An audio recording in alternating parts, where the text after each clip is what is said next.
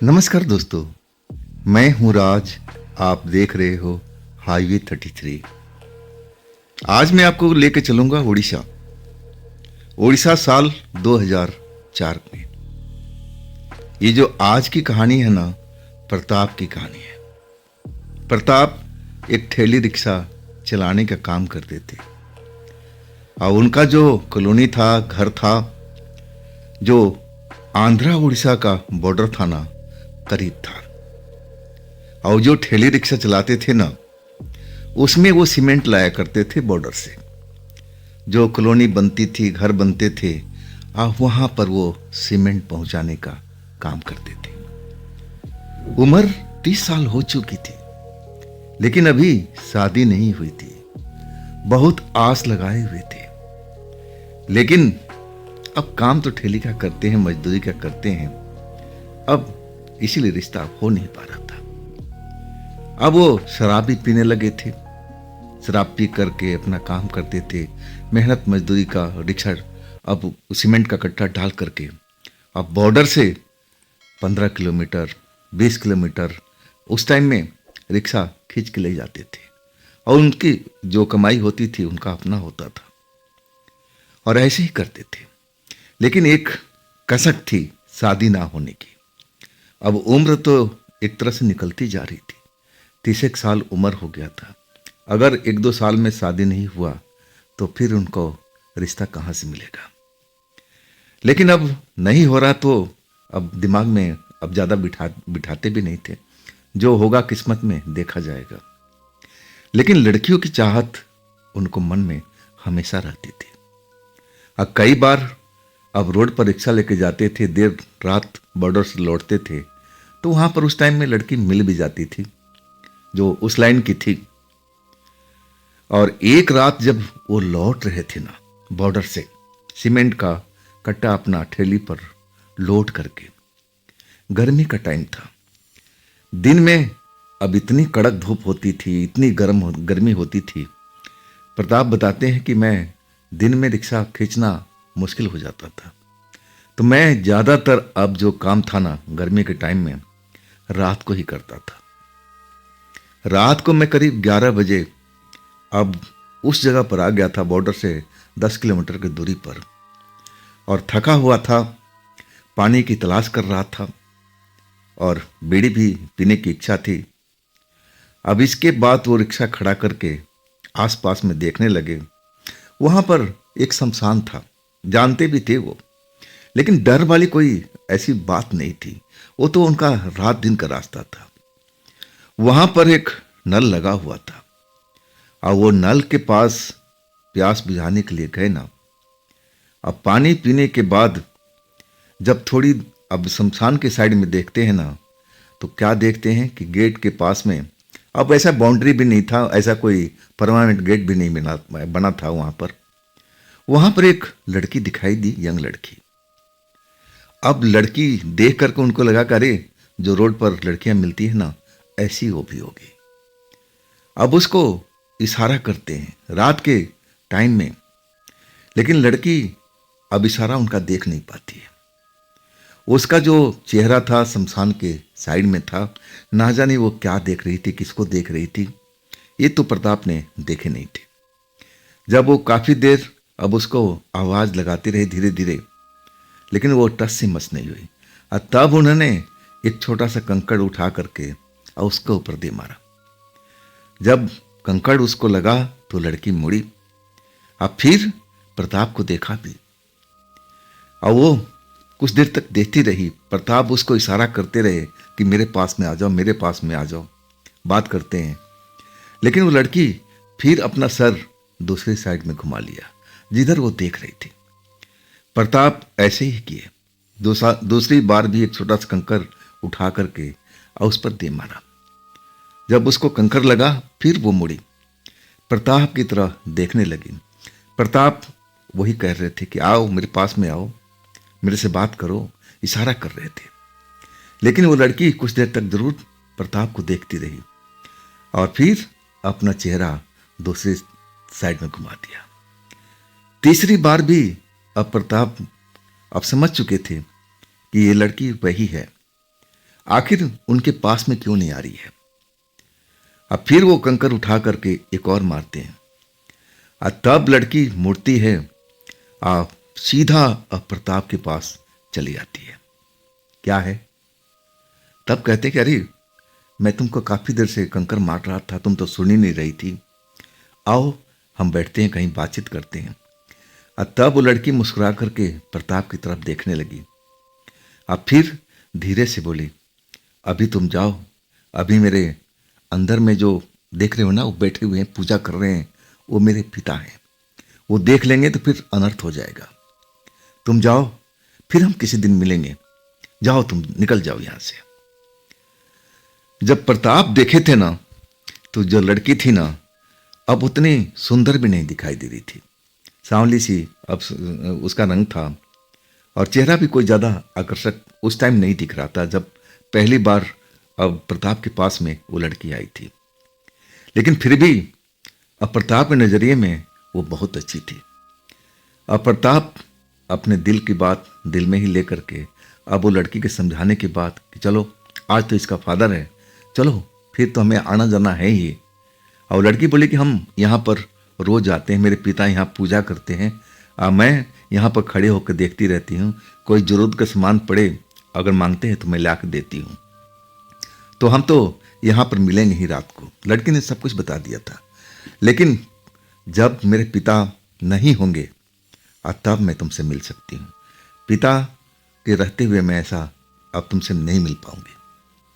अब एक तरह से प्रताप को लगा कि अरे ये लड़की तो ऐसी वैसी नहीं है जैसा मैं सोच रहा था, लेकिन है आकर्षक उतना नहीं है, लेकिन फिर भी ठीक है, चलो इससे हमारा प्रेम हो जाए तो और बढ़िया है, और आगे चल कर के हम शादी भी कर लेंगे। हमारा शादी भी वैसे नहीं हो पा रहा है। अब मन में बहुत सारे सपने लेकर के अब जो प्रताप थे अब अपना रिक्शा फिर लेकर चलने लगे। रास्ते भर उसी लड़की के बारे में सोचते रहे कि लड़की बहुत सीधी सादी है, बहुत भोली भाली है, ये मेरी घरवाली बनने के लायक है। अब फिर अगले दिन उसी वक्त में जब बॉर्डर से सीमेंट लेकर के अब कॉलोनी की तरह आ रहे थे, अब फिर उसी जगह पर अब अपना रिक्शा रोका, फिर नल के पास गए, प्यास बुझाए। अब फिर जब देखे ना, तो लड़की कल जहां खड़ी थी आज भी उसी जगह पर खड़ी थी, और उसका चेहरा शमशान के साइड में था। शायद उसके पिता आज भी कोई पूजा पाठ कर रहे थे। अब फिर जैसे कल हुआ था ऐसे ही अब लड़की को आवाज़ देने लगे धीरे धीरे कि सुनो ना, आओ बात करते हैं, बैठते हैं। लेकिन लड़की उनकी आवाज़ को नहीं सुन रही थी। फिर वही कंकर उठा करके अब दे मारा, तब लड़की मुड़कर देखी, अब फिर दौड़ते हुए उनके पास में आ गई। कहने लगी, देखो मेरे बापू अंदर पूजा कर रहे हैं, जो बोलना है अब जल्दी बोलो।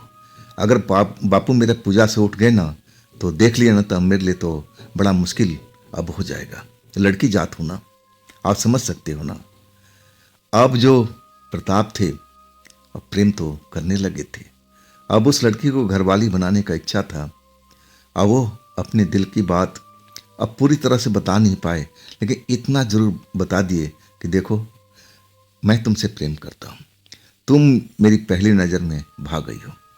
और आज की रात जब प्रताप ने उस लड़की की तरफ देखा ना, तो कल की तुलना में आज ज़्यादा आकर्षक लग रही थी। जो सांवली रंगत था उसका कुछ साफ हो गया था। एक दिन में ही बदलाव नजर आ रहा था। ये बदलाव कैसे हुआ अब तो प्रताप को जानकारी नहीं थी, लेकिन अब उसकी तारीफ करने लगे कि कल मैं देखा था तो कुछ तुम अलग लग रही थी, लेकिन आज बहुत सुंदर लग रही हो।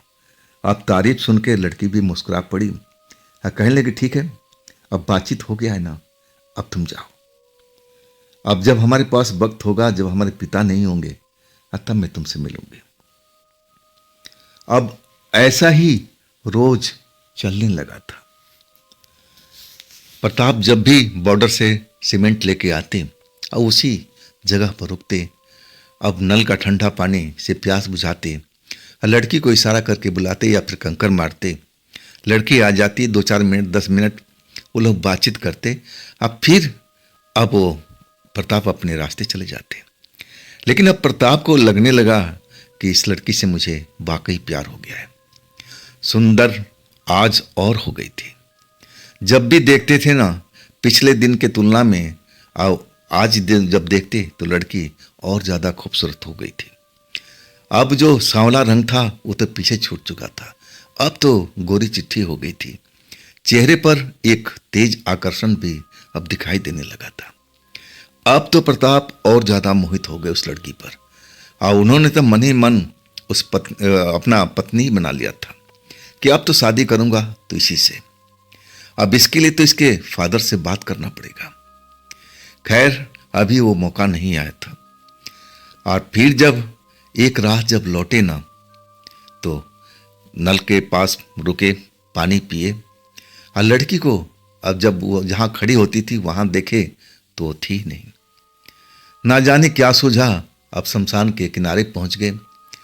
अब वहाँ भी देख लिए तो शमशान में कोई था ही नहीं।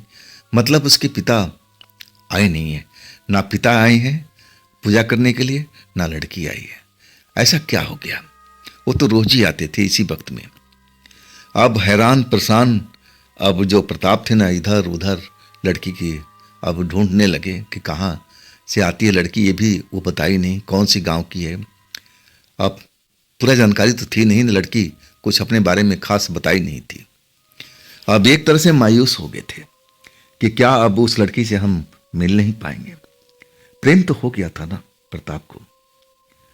अब इसके बाद वो अपने रिक्शे के पास लौटे, तभी रोड के साइड से, दूसरी साइड से वो लड़की आती हुई दिखाई दी। चुपचाप प्रताप के पीछे आके खड़ी हो गई। प्रताप को पता ही नहीं चला। प्रताप तो उस लड़की के गम में डूबे हुए थे कि अब ना जाने उस लड़की से मुलाकात होगी या नहीं होगी। तभी लड़की पीछे से अब चिकोटी काटी प्रताप को। प्रताप उछल गए, अरे ये क्या हुआ? जब मोड़ कर देखे ना तो बस देखते ही रह गए। आज तो सबसे सुंदर लग रही थी, चेहरे पर एक तेज चमक रहा था, बहुत ही खूबसूरत वो लड़की लग रही थी। अब प्रताप का दिल मचल उठा था और वो मुस्कुराते हुए कहने लगे कि मैं तो एकदम परेशान हो गया था, तुमको नहीं देखा तो मैं ना जाने क्या क्या सोचने लगा कि अब तुमसे मेरी मुलाकात होगी या नहीं होगी। अच्छा हुआ तुम आ गई, नहीं तो मेरा तो हाल खराब हो गया था। लड़की मुस्कुरा के कहने लगी, क्या तुम मुझसे वाकई रियली में प्यार करती हो? तब प्रताप कहे कि हाँ, अब क्या सबूत चाहिए? लड़की कहने की, देखो आज तो मेरे पापा आए नहीं हैं। अब मैं जानती थी कि आज तुम फिर उस जगह पर रुकोगे, पानी पियोगे, अब मुझे तुम तलाश करोगे, तो मैं चुपचाप अपने घर से आ गई हूं तुमसे मिलने के लिए। अब देखो मुझे भूख लग रही है, मुझे कुछ खिलाओ। अब प्रताप कहने लगे, हाँ हाँ क्यों नहीं, क्या खाओगे? तब उसने नॉनवेज का बोला कि मुझे चिकन पसंद है, मटन पसंद है, जो भी उसको खाना था। अब प्रताप कहने लगे, बस थोड़ी दूर पर ढाबा है, रोड पर, मेन रोड था वो। अब बॉर्डर से रोड चलता था, अंदर तक जाता था, और उसमें आगे चल कर के ढाबे थे उसमें। अब प्रताप बोले कि आप बैठो, इस जगह बैठो, मेरे रिक्शे की रखवाली भी करना। अब मैं बस गया और सामान लेकर के आ रहा हूं, इसके बाद तो रात हमारी है ना। प्रताप दौड़ते हुए एक तरह से ढाबे की तरफ गए। जल्दी जल्दी अब ढाबे के मालिक से बोले, भैया खाना पैक करो, नॉनवेज रोटी पैक करो, जो भी लेना था वो पैक करा करके। अब बड़ा खुशी से उछलते हुए, और हाँ दारू तो पीते ही थे, अब उसी ढाबे पर 2-4 पैक खुशी के मारे लगा भी लिए, बोतल भी साथ में रख लिए थे। वहां आए, सबसे पहले लड़की को भोजन कराना शुरू किया। वो तो खाना अपने लिए भी लेकर आए थे, लेकिन लड़की इतनी भूखी लग रही थी कि उनका भी हिस्सा चट कर गई थी। अब इसके बाद अब एक तरह से प्रताप कहने लगे, कोई बात नहीं, भूखी थी, खाना स्वादिष्ट था तो खा गई। अब इसके बाद जब ये सब काम खत्म हो गया, खाना पीना हो गया, अतः प्रताप अपने दिल की बात अब उस लड़की से सुनाने लगे। और उसकी दिल की बात खुद सुनने लगे। अब वो कहने लगे, देखो मैं तुमसे बहुत प्यार करता हूं और तुमसे मैं शादी करना चाहता हूं। तब लड़की बोली, देखो यह इतना आसान नहीं है, मेरे पापा मानेंगे नहीं, मुझे उनको समझाना पड़ेगा, लेकिन इसमें वक्त लगेगा। तब तक हम ऐसे ही मिलते रहेंगे ना, तुम तो आते ही हो इस जगह पर, हम तुम्हारा यही इंतजार करेंगे। और सुनो, कल की रात आओगे ना तो खाना लेके ही आना उधर से, मुझे बहुत भूख लगती है। अब प्रताप समझ गए कि लड़की गरीब घर की है, पर पेट इसका फादर भोजन देता नहीं है, या मनपसंद चीज नॉनवेज वगैरह इसको अब दे नहीं पाता है। चल कोई बात नहीं, अब कमाते भी तो थे प्रताप, अब किसके लिए कमाई रखेंगे। अब उनकी नज़र में तो पत्नी बन चुकी थी और इसके बाद उनका फिजिकल रिलेशन भी अब बन चुका था। दोनों में गहरा प्रेम हो चुका था और लड़की कहती थी कि हाँ मैं तुमसे शादी जरूर करूंगी, लेकिन अभी वक्त लगेगा। अब प्रताप को क्या चाहिए था, शारीरिक इच्छा पूरी हो रही थी, प्रेम हो ही गया था, और अपना रिक्शा उधर से ले आते, साथ में ढाबा से अपना खाने पीने का, दारू का बोतल सब कुछ इकट्ठा ले आते। उसी नल के पास में, अब शमशान के पास में जगह थी, वहाँ अब बैठते, अपना खाना पीना करते, दारू पीते, प्रेम करते, यही तो काम था। अब इस तरह करते करते 15 दिन बीत चुका था। अब 15 दिन तक लड़की अब उनके साथ में बहुत देर रात तक रहती थी। जब सुबह का 3 बजता था ना, तब लड़की कहती कि प्रताप अब जाओ, आप तुम्हें भी देर हो जाएगी, हाँ तुम्हें भी सोना भी चाहिए, घर पहुंचोगे, इतना वजन उठाते हो, सीमेंट का बोरा, तो तुम भी आराम करो, हाँ मैं भी अपने घर जाती हूँ, नहीं तो पापा जग जाएंगे फिर मुझे ढूंढने लगे।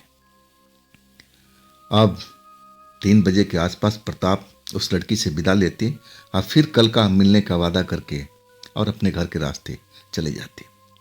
15 दिन तक वो नॉन वेज खिलाते रहे, अब खुद भी खाते, प्रेम करते, यही तो हो रहा था। 15 दिन के बाद जब बॉर्डर से लौट रहे थे ना, तो खाना पीना सब कुछ साथ में जैसे करते थे, और वहाँ पर उसी जगह पर नल के पास रुके, हाथ पैर धोए, पानी पिए, अब खाना संभाल करके थैला में रखे हुए थे। अब जब लड़की को देखना शुरू किया तो लड़की नजर नहीं आई। लड़की के लिए अब इधर उधर देखना शुरू किया। अब तक तो लड़की को आ जाना चाहिए था, लेकिन लड़की नजर नहीं आई। बेचैन हो गए, आखिर हुआ क्या, कहाँ गई, कहाँ गई, किस जगह गई, क्यों नहीं आई। मन में शंका के बादल मंडराने लगे। क्या उसके साथ कुछ बात हो गया, ऐसा तो नहीं करती थी, वो तो मुझसे पहले ही आकर के यहाँ खड़ी रहती थी, मेरा इंतजार करती थी, लेकिन आज क्यों नहीं आई। मन में अब तरह तरह का शंका अब उनको दिखाई दे रहा था। बेचैन मन था, और दारू के नशे में तो ऐसे ही थोड़ा पागल से हो जाते थे, अगर वो लड़की ना नजर आए तो बेचैन हो जाते थे। अब दारू पी रखी थी, लड़की की तलाश जारी थी, इधर उधर अब इंतजार करने लगे, चलो हो सकता है घर से लेट आ रही हो। अब इंतजार करते करते घंटा भर बीत चुका था, लेकिन वो लड़की नजर नहीं आई। और तभी शमशान की ओर से जो लड़की कहती थी कि मेरे पिता हैं, यहाँ पूजा करते हैं श्मशान में रात के टाइम में, वो आती हुई दिखती है। जब वो पास आए ना, तब प्रताप नशे में थे ही, और उनका रास्ता रोक लिए कि सुनो सुनो बाबा जी सुनो। अब जो वो सज्जन थे जिसको अपना फादर बताती थी, वो रुक गए। एक्चुअल में वो तांत्रिक थे, तंत्र साधना करते थे उस शमशान में, और उस रात भी आए थे, लेकिन वो लड़की अब उनके आसपास में नहीं थी। अब तो प्रताप की नज़र में उस लड़की के पिता थे, अब दारू के नशे में थे। अब कहने लगे कि अब आज फैसला कर ही लेते हैं, अब इन्हीं से बात कर लेते हैं। अब फिर उन्होंने उस लड़की का हवाला देके कहने लगे कि देखो बाबा जी, हम दोनों बेहद प्यार करते हैं, और मैं तो उस लड़की से इतना चाहता हूँ, मैं उसे शादी करना चाहता हूँ, तो आप मेरी शादी करवा दीजिए अपनी बेटी से। तांत्रिक जो थे ना, अब वो रिक्शा वाला को देख रहे थे जिसका नाम प्रताप, और वो समझ नहीं पा रहे थे कि आखिर ये लड़का नशे में है और तभी ऐसा बड़बड़ा रहा है। अब उसको समझाने लगे, अरे भाई तू मेरा रास्ता छोड़, अब मुझे जाने दे, मुझे देर हो रहा है। और तब प्रताप तो नशे में थे ही, अब उस बाबा का चरण पकड़ लिए कि देखो बाबा, मैं आपकी बेटी से बहुत प्यार करता हूँ और मैं उससे शादी करना चाहता हूँ, आप मेरी शादी करवा दीजिए। बाबा को अब थोड़ा समझ में आ गया था। बाबा पैर झटकते हुए कहने लगे, अरे लड़के उठ के खड़ा हो। डांटते हुए कहने लगे, अरे मैं तो जब अपनी शादी नहीं किया तो तेरी शादी कहां से करा दूंगा। मैं तो एक फक्कड़ बाबा हूं, एक तांत्रिक हूं, तो मेरी बेटी कहां से आ गई? तो कौन सी लड़की की बात कर रहा है? अब नशे में तो थे प्रताप, बाबा से उलझ पड़े, तू मुझसे झूठ बोलता है, वो लड़की तेरी रखवाली करती थी, मैं तो अपनी आंखों से देखा है जब तू पूजा करता था। तू अब बहाना बना रहा है, नशे में थे और उलझ गए, हाथापाई भी हो गई एक तरह से उस तांत्रिक से। अब हाथापाई में तांत्रिक, अब जो बूढ़ा व्यक्ति था वो गिर भी गया नीचे। अब इसके बाद नशे के अब अंदर सब कुछ खेल हो रहा था, प्रताप जो कर रहे थे ठीक नहीं था और वो उलझ तो पड़े थे। तांत्रिक गिर भी गया लेकिन फिर उठाए उसको कि बाबा मुझे माफ़ कर दो, नशे में था। अब वो तांत्रिक था ना, गुस्से में आ चुका था।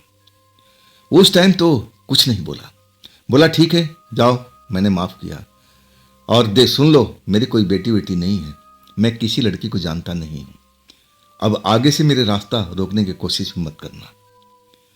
अब इसके बाद वो तांत्रिक अब एक तरफ से घूरते हुए और जिधर अपना निवास था अपना चल दिया।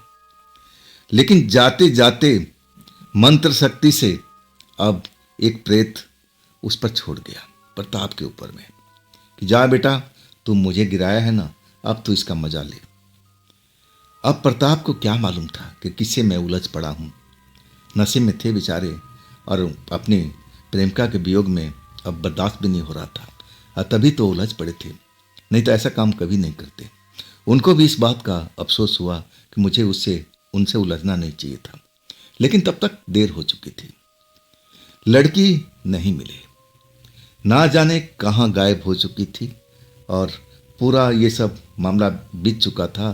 तांत्रिक अपने निवास की ओर चल पड़ा था और इसके बाद प्रताप भी अब मायूस होकर के चल पड़े थे। घर पहुंचे, घर पहुंचने के बाद जो प्रेत छोड़ा था तांत्रिक बाबा ने, अब वो अपना असर दिखाने लगा। अब एक तरह से प्रताप के शरीर में समा चुका था, प्रताप को बीमार करने लगा।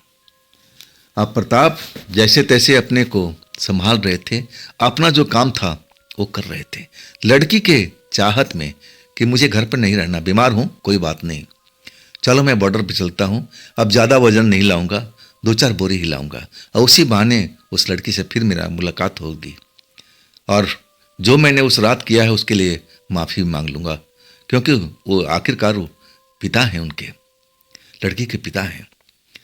अब वो बॉर्डर पर चले गए, जितना वजन उठा सकते थे सीमेंट का कट्टा डाल करके अब फिर उसी जगह पर आ गए।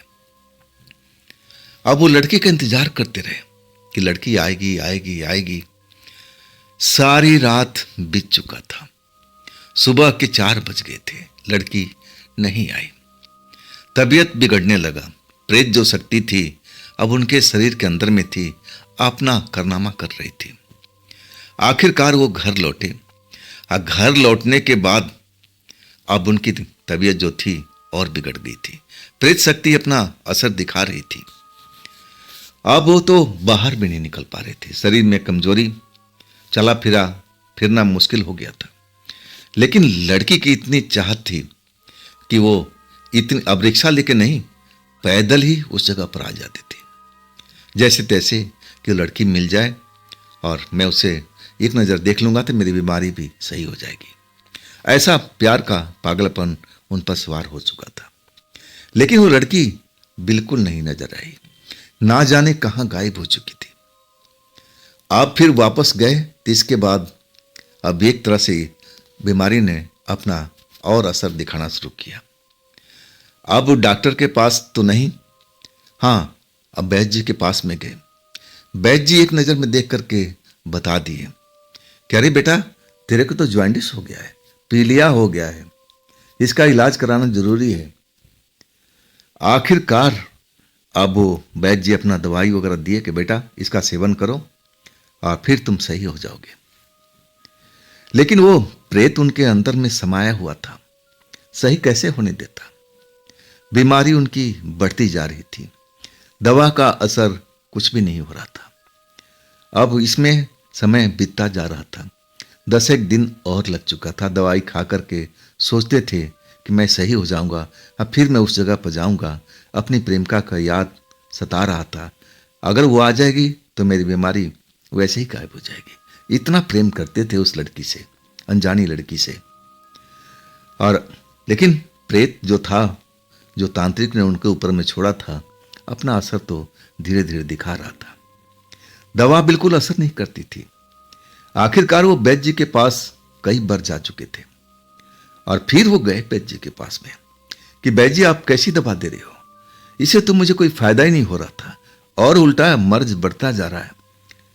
तब वैद्य जी को लगा कि हाँ रे, ये दवाई तो मैं पीलिया के मरीज पर देता हूं, ये तो रामबाण दवाई है, फिर असर क्यों नहीं दिखा रहा है। अब वैद्य जी भी छोटे मोटे तांत्रिक थे। अब उनकी आंखों में झांक करके देखने लगे ऐसा क्या है इसके अंदर में कि ये दवाई क्यों नहीं काम कर रही है। जब वैद्य जी अपने तंत्र मंत्र का सहारा लिया, तब उनको पूरा कहानी पता चल गया। अब बोलने लगे, अरे तेरे ऊपर तो एक प्रेत का सवार है, प्रेत सवारी कर रहा है, तो ये मर्ज तेरा सही कैसे होगा। अब जो प्रताप थे घबरा गए कि कैसे बाबा जी। तब अब जो वैद्य जी थे कहने लगे, भाई मुझे नहीं पता कि कैसे, लेकिन है प्रेत, प्रेत का जो असर है ना, अब तुम पर हावी हो रहा है। इसी वजह से जो मैं दवाई दे रहा हूं, ये दवाई तो काम करना चाहिए लेकिन काम ही नहीं कर रहा है। भाई तुम्हें, अब मैं इतना बड़ा तांत्रिक तो हूं नहीं और मेरी दवाई से तुम्हें कोई फायदा भी नहीं होगा। वैद्य जी ने स्पष्ट कह दिया कि तुम किसी तांत्रिक के पास में जाओ और तभी तुम सही हो जाओगे, नहीं तो मैं देख रहा हूं प्रेत शक्ति अपना असर दिखा रही है और तुम्हें मार कर ही दम लेगी। अब समय को गवाओ मत, जितना जल्दी हो सके कोई अच्छे तांत्रिक को ढूंढो और जा करके उससे विनती करो कि ये प्रेत को उतार दे। अब जो प्रताप थे ना, सच्चाई सामने आ गई थी कि मेरे ऊपर में प्रेत कब सवार हो गया। अभी भी वो समझ नहीं पाए थे कि उस रात का झगड़े का ये सब खेल है। उसी तांत्रिक ने उनके ऊपर में प्रेत छोड़ा है, लेकिन जानकारी नहीं थी। आखिरकार वो एक तांत्रिक के पास में गए। तांत्रिक ने देखते ही बता दिया, प्रेत शक्तिशाली है, टाइम लगेगा, पैसे भी इसमें अब खर्च होंगे। अब पैसे तो जमा कर ही रखे थे, कमाते थे, शादी के लिए अपना रखते थे। अब कहने लगे कि पैसे की परवाह मत कीजिए, जो भी लगेगा अब मैं दूंगा। अब इसके बाद तांत्रिक उनका इलाज करने लगा। इलाज में हफ्ता दिन तो जरूर लगा, प्रताप बताते हैं, लेकिन इलाज से पहले दिन से फायदा होने लगा। वो जो ज्वाइंटिस उनके शरीर में पकड़ा हुआ था, अब धीरे धीरे प्रभाव अब छोड़ने लगा था। हफ्ते दिन के अंदर में अब एक तरह से बीमारी से मुक्त हो गए थे। और तब फिर उनकी चाहत वही प्रेमिका अपनी कि चलो उसी जगह पर अब पता लगाएं कि लड़की वहां पर आती है कि नहीं आती है। फिर वो रात को गए अपना रिक्शा लेकर के। अब वो सीमेंट का काम अभी नहीं कर रहे थे, स्टार्ट भी नहीं किए थे। खाली रिक्शा लेकर के अब उतना दूर गए शमशान के पास में, उस अब चापाकल के पास में अपना रिक्शा खड़ा होकर के इंतजार करने लगे।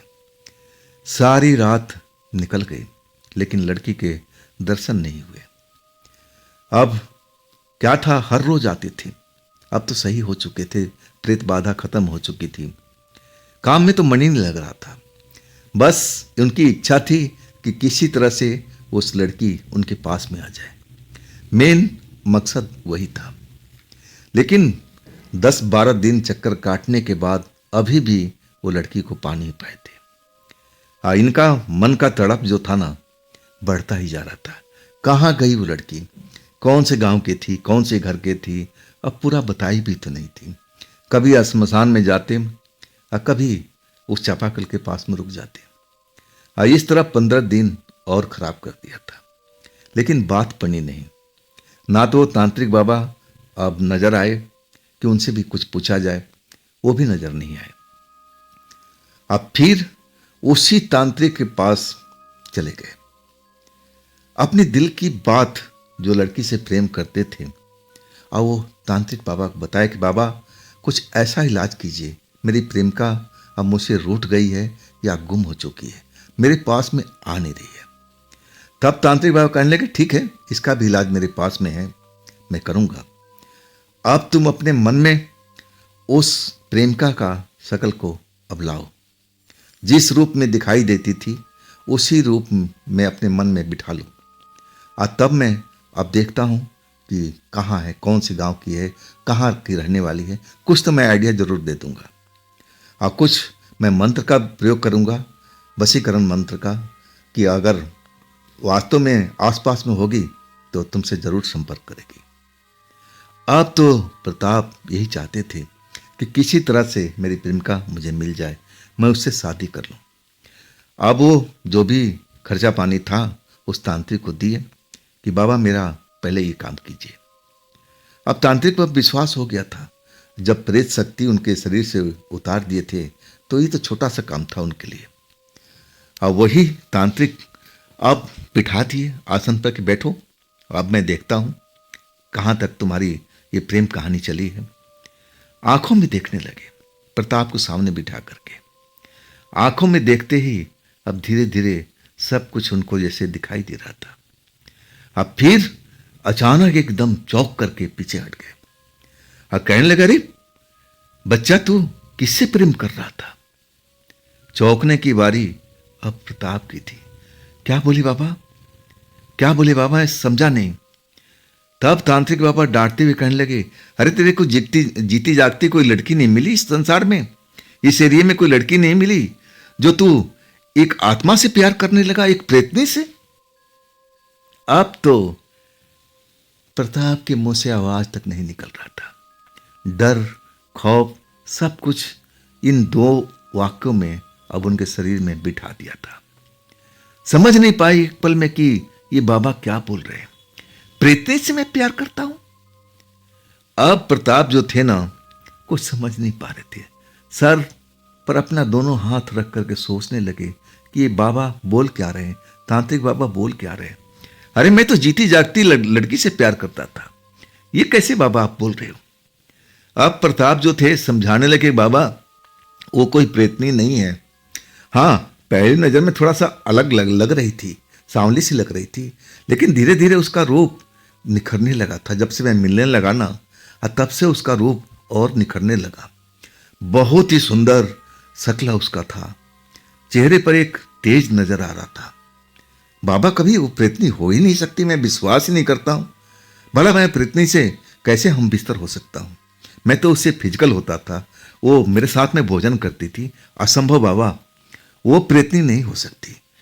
प्रताप मानने को तैयार नहीं थे, और तांत्रिक बाबा उसको समझा रहे थे कि वो जो लड़की जिसे तू प्यार करता था वो एक प्रेतनी ही थी, तू मेरी बात को मान ले। समझने में बहुत वक्त लगा प्रताप को।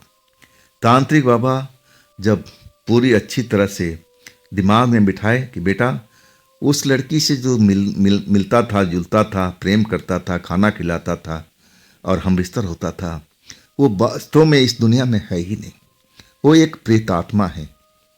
आम भाषा में कहें तो प्रेतनी थी। अब विश्वास कर मेरी बात को, वो लड़की अचानक कहाँ गायब होगी? अब तू समझ ले इस बात को, तू इतने दिनों से ढूंढ रहा है। अब सबसे पहले तू बात पर नोटिस कर, जो उसका बाबा, जो पिता, अब वो लड़की कहती थी कि हमारे पिता यहाँ पूजा कर रहे हैं, तो तूने जब सवाल किया था कि मैं शादी करना चाहता हूँ, तो उस बाबा ने क्या बताया था कि जब मेरी शादी नहीं हुई तो मैं तुम्हारी शादी कहाँ से करा दूँ? अरे तू पागल है, इस बात को तो तू नोट करता कि वो इंसान क्या बोल रहा है। तब प्रताप कहने लगे कि वो मुझे लगा कि बाबा टालने के उद्देश्य से बोल रहे हैं कि मेरी कोई बेटी नहीं है, मैं तो यही समझा था। अब वास्तव में अब दिमाग का खिड़की प्रताप के खुलने लगा। अब एक तरह से तंत्र विद्या में उनकी रुचि बढ़ने लगी। अब अब अपनी पत्नी को भूलना चाहते, पत्नी प्रेमिका को भूलना चाहते थे। लेकिन अब वास्तव में अब उनको भी लग रहा था कि जो कुछ हुआ ये सब अनजाने में हुआ। अगर वो जान लेते ना कि प्रेतनी है या कोई प्रेत आत्मा है तो कभी प्यार नहीं करते उससे। अब एक तरह से दिल लगा बैठे थे और वो कसक जो थी अब टीस मारती थी।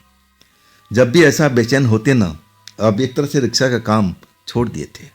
मन उचाट हो गया था और सोच रहे थे कि मैं इतना पैसा कमाता हूँ, मैं शादी के लिए सब पैसा इकट्ठा करता हूँ, और जब मेरी संगनी ही नहीं मिल रही है तो मैं पैसा कमा के क्या करूँगा, अकेले पेट के लिए मैं क्या करूँगा इतना सारा पैसा। सोचना उनका अपनी जगह पर जायज था। और जब मन उचाट होता तो तांत्रिक बाबा के पास पहुंच जाते, मन को शांत करते और तंत्र विद्या का अब रुचि लेने लगे। आखिरकार तांत्रिक बाबा से कहने लगे, बाबा मुझे भी कुछ मंत्र सिखाइए। अब तांत्रिक बाबा उनको डांटने लगे, अरे जा, तेरी उम्र नहीं है अभी इस तंत्र विद्या में आने के लिए, इसमें अब घोर तपस्या की जरूरत पड़ती है, तो कर नहीं पाएगा। लेकिन अब प्रेमिका को खो चुके थे, मन उचाट हो चुका था, अब उनका रुझान तंत्र की ओर आ चुका था। अब कहने लगे, बाबा आप मुझे सिखाइए, मैं आपका चेला बनता हूं और जो कहेंगे मैं करूंगा।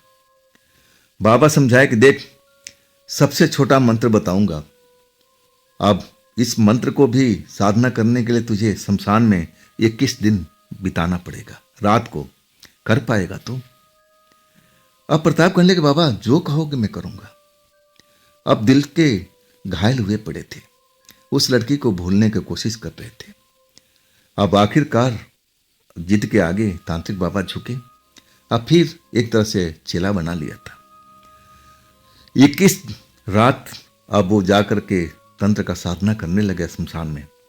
और सिद्धि जो छोटे मंत्र का था, आसान मंत्र जो बाबा ने दिए थे कि चलो पहले इसी को देते हैं, अगर ये सीख गया तब इसका प्रयोग करेगा और इसका मन भी लगा रहेगा, लोगों का हेल्प भी करेगा।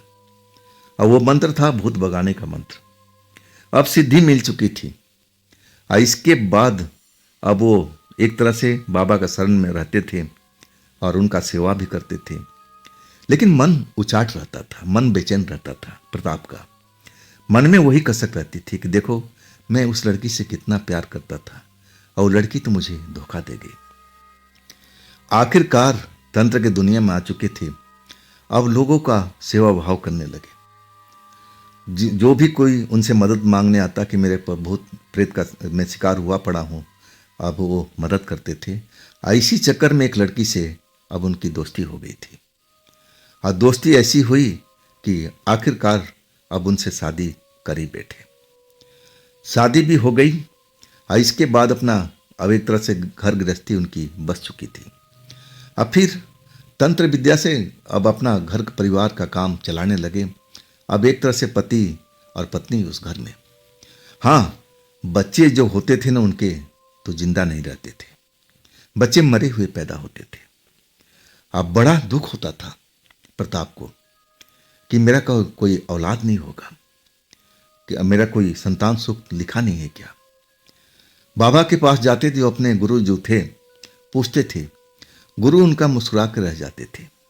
बताना तो चाहते थे लेकिन वो स्पष्ट रूप से बोलते नहीं थे और कहते थे कि देख संतान सुख है तेरा लेकिन अभी नहीं, इसमें वक्त लगेगा। और आखिरकार एक रात को जब अपनी पत्नी के साथ बिस्तर पर सोए हुए थे, कुछ आवाज हुई खटपट की। जब वो खटपट की आवाज से उनकी नींद खुली ना, तो देखना चाहे कि आखिर इतनी रात को खटपट कौन कर रहा है, क्या घर में कोई बिल्ली उल्ली आ गई है क्या।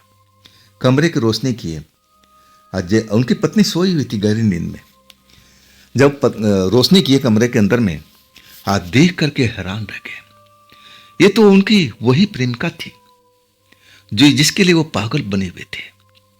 और गुरु जी के नज़र में यानी तांत्रिक बाबा के नज़र में वो तो प्रेतनी थी, एक प्रेतात्मा लड़की थी और वो और ज़्यादा खूबसूरत हो गई थी। अब पत्नी को देख रहे हैं जो सोई हुई है।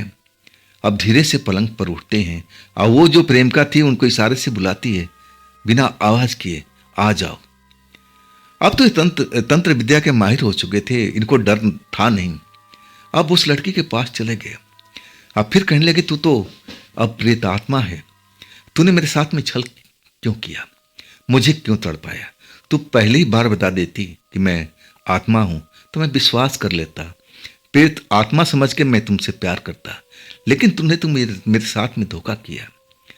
लेकिन जो प्रेत आत्मा थी अब अपनी गलती मान ली कि देखो, मैं तुमसे सच्चाई बताना चाहती थी, लेकिन मैं किसी उलझन में फंसी हुई थी और मैं किसी के बस में थी, इसीलिए मैं आपको सही वक्त पर बता नहीं पाई। देखो, मैं कहीं भागी नहीं थी, मुझे किसी ने पकड़ करके बंद कर दिया था। मैं उसके जाल में फंसी हुई थी।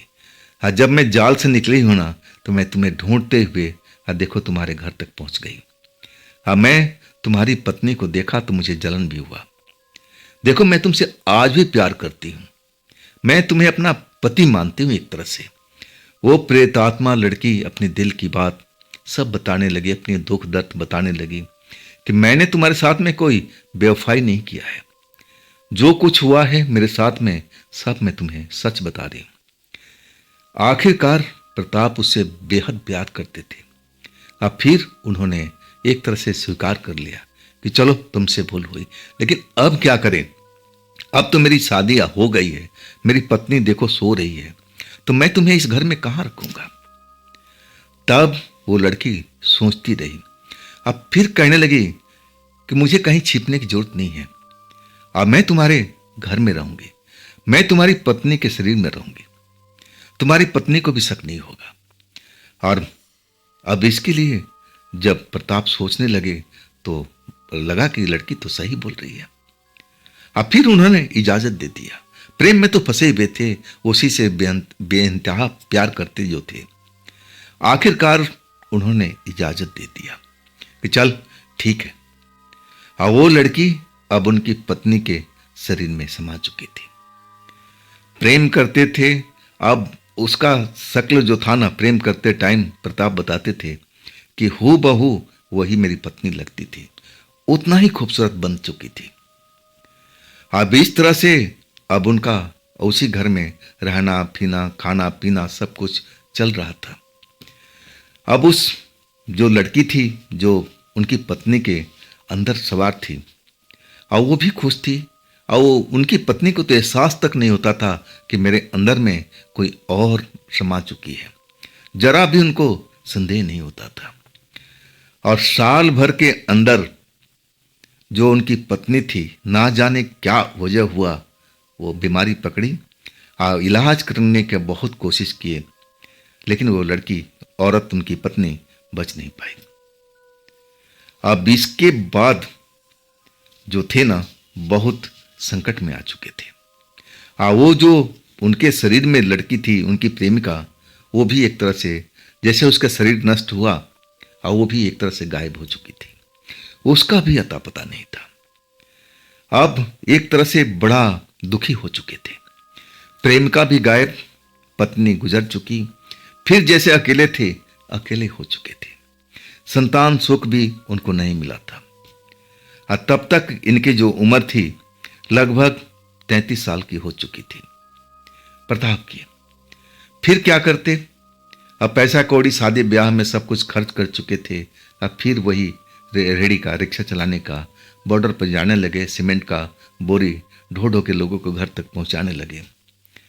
आखिरकार फिर उनको एक लड़की से अब नजर मिली, लेकिन 6-7 महीने के बाद में प्रताप बताते हैं अब फिर उस लड़की से शादी भी कर ली है। अब जो अपना तंत्र मंत्र के काम था, अब एक तरह से पार्ट टाइम ही करते थे, लोगों का मदद वो खुद करते थे, पैसा कौड़ी कोई भी नहीं लेते थे, वही अपना मेहनत मजदूरी का काम, रिक्शा चलाने का काम करते थे। अब उस लड़की से शादी होने के बाद अब एक संतान भी उनको हुआ, जिंदा संतान। तब उनकी खुशी का ठिकाना नहीं रहा। अब अपने गुरुजी के पास भी जाया करते थे कभी कभी, ये खुशी का खबर सुनाने के लिए गए कि बाबा जी, मैं अब एक तरह से पिता बन चुका हूं। आप आशीर्वाद दीजिए। गुरुजी प्रसन्न होकर कहने लगे कि बेटा, मैं तेरे से कहता था ना कि तू पिता जरूर बनेगा, लेकिन अब वो वक्त अब जाके आया। मैं सब कुछ जानता था कि तेरे साथ में क्या चल रहा है, लेकिन मैं तेरे को बताना नहीं चाहता था, परेशान नहीं करना चाहता था। वो जो आत्मा लड़की जो तेरे पत्नी के अंदर सवार थी ना, उसने ही तेरी पत्नी को मारा था। अब क्यों मारा था मैं बता नहीं पाऊंगा। अब वास्तव में उसके बाद प्रताप बताते हैं कि ना वो आत्मा लड़की उनको कभी दिखाई दी और ना कभी मिली।